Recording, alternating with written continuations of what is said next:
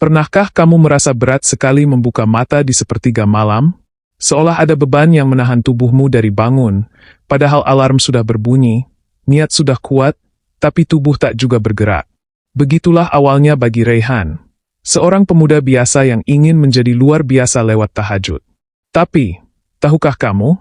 Justru dari perjuangan paling berat itulah keajaiban hidupnya bermula. Ini bukan sekadar kisah tentang bangun malam, ini kisah tentang perang terbesar dalam hidup seorang muslim. Melawan hawa nafsu dan godaan setan untuk mendekat kepada Allah. Bismillah walhamdulillah, jika video ini muncul di beranda kamu, ini adalah petunjuk dari Allah kepadamu. Setidaknya tulislah sholawat kepada Nabi Muhammad SAW dalam komentar. Insya Allah bisa jadi bukti kecintaan kita untuk mendapatkan syafaat kelak di akhirat, dan semoga diijabah semua doa dan keinginanmu. Assalamualaikum warahmatullahi wabarakatuh. Teman-teman, syukur alhamdulillah kita bisa berjumpa lagi di channel ini. Sholawat dan salam selalu dan tetap tercurahkan kepada junjungan kita, kepada Nabi besar Muhammad SAW. Allahumma sholli ala Sayyidina Muhammad wa ala ali Sayyidina Muhammad. Harapan dan doa kita bersama, semoga kita semua diberikan kesehatan, dilapangkan rizki, dan diampuni dosa serta dipanjangkan umurnya. Amin ya robbal alamin. Namanya Raihan, umurnya 27 tahun. Ia tinggal di sebuah kota kecil di pinggiran Jawa Barat. Hidupnya sederhana. Pekerjaan tetap belum ada. Ia hanya membantu orang tuanya berdagang kecil-kecilan di pasar tradisional. Tapi di balik kesederhanaan itu, tersimpan keresahan yang mendalam. Setiap malam sebelum tidur, Raihan selalu merasa hampa. Ia merasa hidupnya berjalan datar, tak ada kemajuan, tak ada arah. Ia sudah coba berbagai cara, ikut seminar motivasi, membaca buku pengembangan diri, bahkan mendengarkan podcast inspirasi setiap pagi. Tapi tetap saja, hatinya merasa kosong. Suatu malam, ketika scroll media sosial sebelum tidur, ia menemukan satu kutipan yang mengubah cara pandangnya.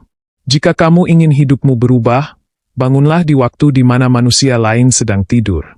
Berbicaralah dengan Tuhanmu. Sholat tahajudlah. Raihan terdiam. Kalimat itu menyentuh sesuatu di dalam dirinya. Ia pun menaruh ponselnya, mengambil air wudhu, dan menatap wajahnya di cermin kamar mandi. Aku mau berubah, ya Allah. Tapi mampukah aku bangun di malam hari? Malam itu, Raihan tidur lebih cepat dari biasanya.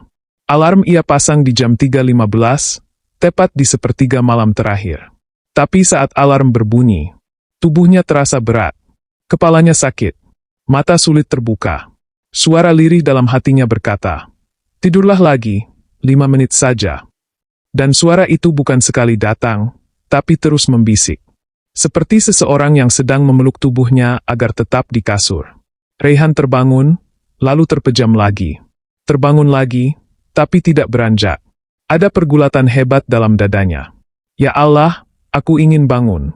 Tapi kenapa berat sekali? Akhirnya, Raihan gagal bangun malam itu. Pagi harinya, ia merasa kecewa. Tapi dari kekecewaan itu, lahir tekad yang lebih kuat. Ia tak ingin menyerah. Setan memang tidak suka aku mendekat pada Allah. Maka aku akan lawan godaan itu. Raihan mulai mempersiapkan diri. Ia ubah rutinitas malamnya. Ia matikan ponsel lebih awal. Ia berdoa sebelum tidur. Dan malam berikutnya, ia bersiap menghadapi pertarungan yang sesungguhnya. Mampukah Raihan bangun di malam kedua? Ataukah setan kembali menang dan menahannya di kasur? Malam kedua, Raihan sudah bersiap sejak maghrib. Ia tak mau mengulangi kegagalan yang sama. Setelah Isya, ia duduk lebih lama dari biasanya. Membaca Al-Quran, lalu berdoa panjang. Ya Allah, jika malam ini aku bisa bangun untuk tahajud, bukan karena kekuatanku, tapi karena Engkau membangunkanku. Tolong, ya Rab, bantu aku. Ia tidur lebih awal. Alarm tetap di jam 3.15. Tapi kali ini ia tambah satu alat. Jam waker manual yang diletakkan jauh dari tempat tidurnya, agar ia dipaksa bangun dan berjalan untuk mematikannya. Waktu berjalan. Jam menunjukkan pukul 3.15. Alarm berdering kencang. Raihan terbangun dengan jantung berdebar. Mata masih berat. Tapi ia tahu, ini saatnya untuk memilih. Dalam hati, muncul bisikan lagi. Suara yang lirih, nyaris tak terdengar. Kamu masih lelah. Tidurlah lagi. Allah Maha Pengampun. Raihan memejamkan mata. Tapi ia teringat doanya semalam. Ia teringat bagaimana ia kecewa pada dirinya sendiri pagi kemarin. Dengan sisa tenaga, ia melangkah. Pelan. Tertatih. Menuju kamar mandi. Air wudhu yang dingin seperti membangunkannya seketika. Ia kembali ke kamar, mengambil sajadah, dan mulai berdiri. Tak ada suara. Tak ada sorotan cahaya. Hanya ia dan Tuhannya. Di tengah hening malam, Raihan tak kuasa menahan air matanya. Ia bersujud lama. Sangat lama. Dan dalam tangisnya, ia berkata lirih. Ya Allah, inilah aku. Hamba yang lemah. Tapi aku datang padamu malam ini. Aku tidak tahu apa yang akan engkau ubah dalam hidupku. Tapi aku hanya ingin lebih dekat dengan MU. Solat tahajud malam itu hanya 2 rakaat. Sederhana. Tapi nilainya luar biasa. Esok paginya, Raihan merasakan sesuatu yang berbeda. Ia bangun tanpa rasa berat. Ada ketenangan yang menyelimuti hatinya. Wajahnya cerah. Hatinya damai. Tapi ujian belum selesai. Malam ketiga, keempat, dan kelima, setan datang dengan bisikan yang berbeda-beda. Kadang lewat rasa kantuk yang berat, kadang lewat pikiran, nanti saja, besok lagi pun bisa, kadang lewat kelelahan setelah aktivitas harian. Namun Raihan terus melawan. Ia jatuh, bangkit, jatuh lagi, lalu bangkit lebih kuat. Dan yang mengejutkan, seminggu sejak pertama kali ia berhasil tahajud, datang peluang kerja yang tak disangka-sangka. Seorang kerabat jauh yang ia bantu sewaktu kecil, tanpa diminta, menghubunginya dan menawarkan pekerjaan freelance desain grafis yang bisa dikerjakan dari rumah. Saya tahu kamu sedang cari kerja, Raihan. Coba bantu proyek saya. Ya. Honornya lumayan buat awal. Raihan tertegun. Ia tidak pernah menceritakan pada siapapun bahwa ia butuh pekerjaan. Ya Allah, benarkah ini karena tahajudku? Baru beberapa malam aku mencoba, engkau sudah tunjukkan cahaya harapan. Ia tak berani sombong. Tapi ia tahu, inilah tanda. Tanda bahwa perjuangan melawan godaan itu tidak sia-sia. Di balik setiap rakaat tahajud yang berat, tersimpan pintu-pintu pertolongan yang tak terlihat. Namun perjuangan Raihan baru dimulai. Di balik peluang kerja yang datang, akan muncul godaan baru, ujian baru, dan tekad yang lebih besar untuk mempertahankan tahajud. Lalu, apakah Raihan akan tetap konsisten, atau mulai tergoda oleh kenyamanan dunia? Pekerjaan pertama itu berjalan lancar. Raihan menyelesaikan proyek desain yang diberikan kerabatnya dengan baik. Tak lama, ia dapat transferan yang membuatnya terharu, 1 juta rupiah. Jumlah yang tak besar bagi sebagian orang, tapi sangat berarti bagi Raihan yang sudah berbulan-bulan tak punya penghasilan tetap. Ia tersenyum sambil menatap layar ponselnya. Dalam hatinya bergemuruh syukur. Engkau beneran dengar doaku, ya Allah. Sejak saat itu, tawaran pekerjaan mulai berdatangan. Dari satu proyek ke proyek lain. Ia mulai sibuk. Laptopnya tak lagi menganggur. Waktu siangnya penuh aktivitas. Malamnya, terkadang masih digunakan untuk menyelesaikan revisi. Dan disinilah ujian yang berbeda datang. Jika sebelumnya Raihan diuji dengan kemalasan dan godaan tidur, sekarang ia diuji oleh kesibukan dan kenyamanan. Beberapa malam ia masih bangun untuk tahajud. Tapi tak lagi sepenuh hati. Kadang tergesa, kadang bahkan tertidur tanpa sempat niat. Besok saja, aku capek banget. Dan itulah kalimat yang pelan-pelan menggerus kedekatannya dengan Allah. Hingga suatu malam, Raihan tidak bangun sama sekali. Dan anehnya, tidak ada rasa bersalah seperti dulu. Seolah hatinya mulai terbiasa untuk tidak bertemu Rabb-nya di malam hari. Tapi Allah, dengan caranya, menegur pelan. Beberapa hari kemudian, laptop Raihan tiba-tiba mati total. Padahal masih ada 2 proyek yang belum selesai. Ia panik, bingung, tak punya uang untuk servis. Klien mulai bertanya-tanya. Ia mulai merasa frustrasi. Ya Allah, kenapa ini terjadi? Malam itu, untuk pertama kalinya setelah sekian malam, Raihan bangun. Bukan karena alarm, tapi karena rasa gelisah yang tak bisa ia tahan. Ia berdiri di sajadah. Badannya gemetar. Tangisnya pecah. Ampuni aku, ya Allah. Saat engkau beri aku rezeki, aku lupa kepada MU. Aku terlalu sibuk dengan dunia. Aku tinggalkan engkau, padahal engkau yang memberiku segalanya. Dalam sujudnya, ia kembali menemukan ketenangan yang dulu pernah ia rasakan. Dan esok paginya, subhanallah, temannya menghubungi. Han, aku punya laptop cadangan. Mau kau pakai dulu aja? Gratis kok. Aku jarang pakai. Rayhan menangis lagi. Bukan karena laptop, tapi karena cara Allah menegurnya, lembut, tapi menyadarkan. Rayhan belajar bahwa ujian tak hanya datang dalam bentuk penderitaan, tapi juga dalam bentuk kenyamanan. Dan tahajud adalah jalan untuk tetap mengingat Allah di saat lapang, bukan hanya ketika sempit. Lalu, akankah Rayhan mampu menjaga tahajud di tengah kesibukannya yang terus bertambah? Dan keajaiban apa lagi yang akan Allah bukakan setelah ia kembali mendekat? Kalau kamu merasa terinspirasi dengan kisah ini, bantu channel ini terus berkembangnya. Klik tombol subscribe sekarang juga di channel Ryan Entertainment. Nyalakan loncengnya, agar kamu nggak ketinggalan kelanjutan kisah inspiratif ini.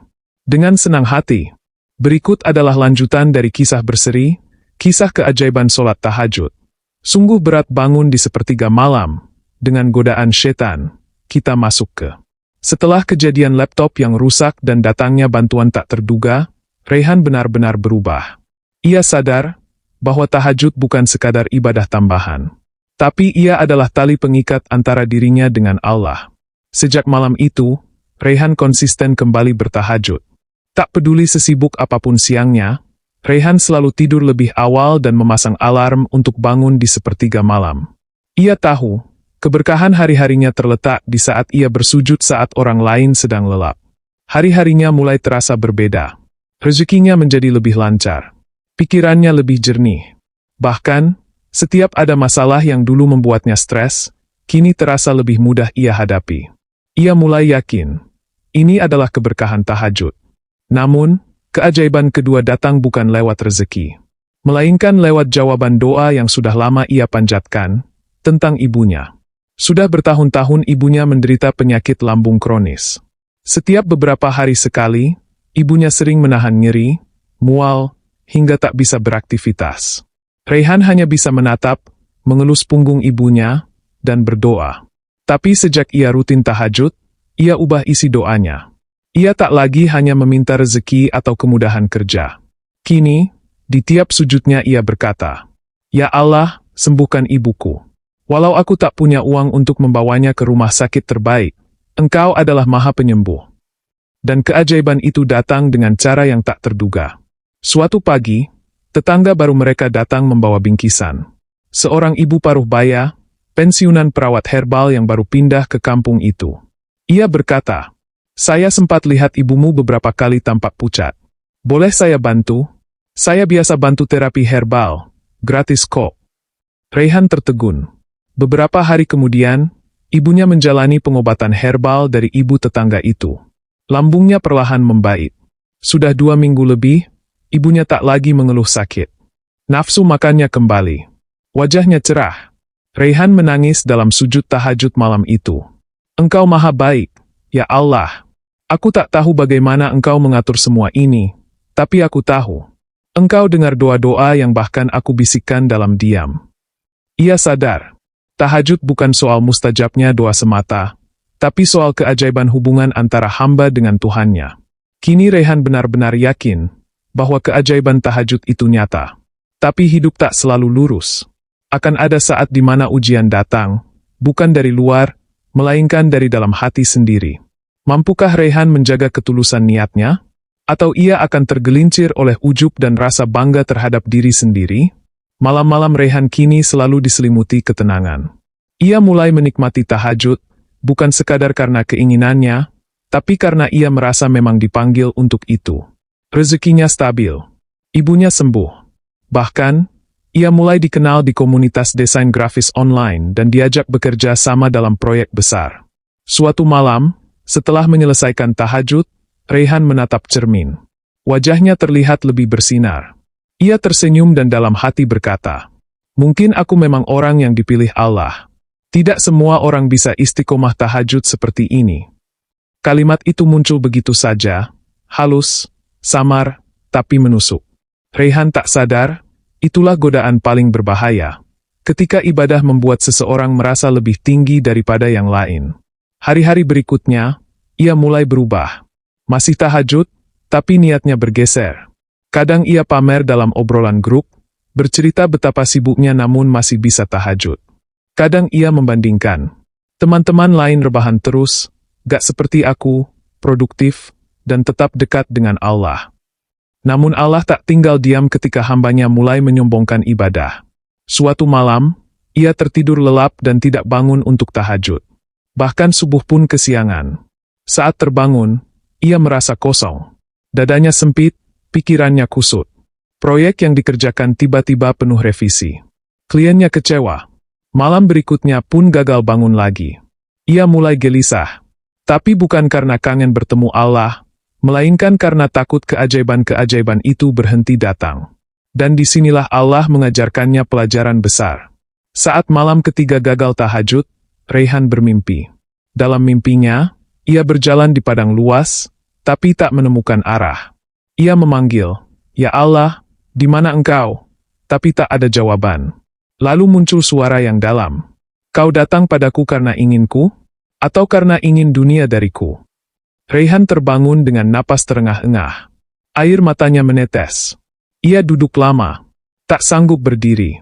Hanya bisa menangis dan berbisik. "Ya Allah, aku minta maaf. Aku lupa. Aku lalai. Aku beribadah tapi hatiku sombong. Aku bukan siapa-siapa tanpa MU." Malam itu, Rayhan sholat tahajud lagi. Tapi bukan untuk keajaiban. Bukan untuk dunia.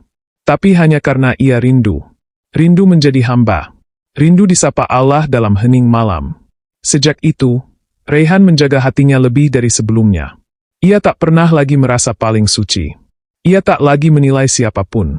Ia sadar, yang membuat tahajud luar biasa, bukan karena Rayhan hebat bangun malam, tapi karena Allah masih berkenan membangunkannya. Tahajud bukan untuk orang-orang sempurna, tapi untuk mereka yang ingin terus diperbaiki oleh Allah. Perjalanan Rayhan hanyalah potret kecil dari jutaan kisah perjuangan umat yang ingin dekat dengan Rabb-nya di tengah gelap malam. Mungkin kamu pernah gagal bangun, mungkin kamu merasa belum pantas, tapi ketahuilah, Allah selalu membuka pintunya untuk siapapun yang ingin kembali. Jangan lelah untuk mencoba bangun lagi, karena satu malam saja bisa mengubah seluruh hidupmu. Jika kisah ini menginspirasi dan menyentuh hatimu, yuk bantu sebarkan kebaikan ini ke lebih banyak orang. Klik subscribe sekarang juga di channel Rayyan Entertainment, karena masih banyak kisah inspiratif yang akan membuka mata dan hati kita semua. Dan jangan lupa aktifkan loncengnya,